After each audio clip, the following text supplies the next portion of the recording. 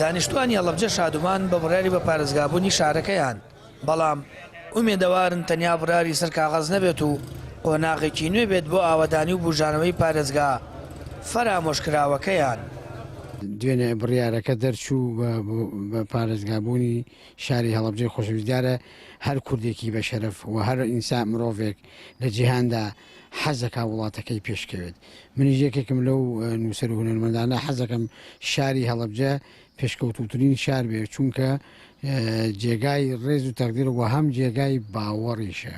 لەبەرەوە ئەم شارە شارێکە پێویستە لەمە دووە حکوومەتی هەرێمی کوردستان ئاورێکی خێرایی لێباتەوە و ئەو دڵانی کە ڕق بوون ئەو چاوانی کە فرمێسیان لێ نەڕژە دوێنێ لە خۆشیە هەمویان مەسەرەن ئەگریان بەڕاستی هەواڵێکی زۆر خۆش بوو. ئینشەڵڵا بێتە مای خێر بۆ خەڵکی هەڵەبجە. بەڕاستی هەڵەبجە پێویستی بە زۆر شتەیە، یەکێ لەوانە هەڵەبجە شارێکی گۆشەگیرە بکرێتەوە بەڕووی شارەکانی تراویش لە ڕێگەی کردنەوەی چەند مەرزێکە بە تایبەتی لەگەڵ وڵاتی ئێرانە، هەروەها ئەو وعد و بەڵێنانی کە دراوە تەنها وعدی سەر کاغەز نەبن.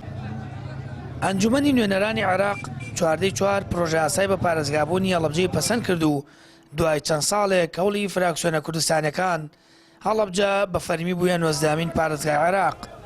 ئەوەش دڵخۆشی سەرجەم چین و توێژەکانی خەڵکی پارێزگای هەڵەبجەی بە دوای خۆی دایەنا. زۆر ناکەمێک بڵێن ئەگەر ئیشێکی تیا بۆ کرابێت بە گوێرەی تەسیەکەی نەبووە، بە گوێرەی قوربانیدانی نەبووە، لە ئاسی ئەوان نەبووە کە ئەم هەڵەبجە چه خوێنێکی یاوە، چه تەسیەکی پێدراوە، چ تەسیەکی ینی دراوە لە پێناودا، شتێکی وای بۆ نەکراوە. بەڕاستی هیوادارین بە زووترین کات ئەم بە پارێزگابوونە ببێتە هۆی بژانەوەی ئەم شارە، ببێتە هۆی بەرەو پێشوونی ئەم شارە، لەمە زیاتر بە چەقبەستوی نەمێنێتەوە. وەڵا بە تایبەتی بە خەڵکی ئەم شارە ئێمە زۆر خۆشحاڵین، هیوادارین بتوانین کاروباری ئەم شارە بەڕاستی نازانم بڵم چی، ینی ئەم شارەونە نوقسانی هەیە بتوانێت چاکرێت، نوقسانیەکانی بەڕێکرێت هەرەوەنە.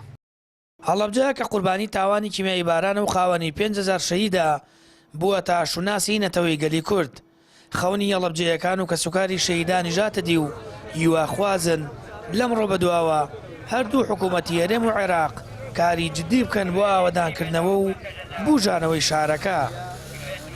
ساما فەتاح، کەناڵی ئاسمانی پەیام، هەڵەبجە.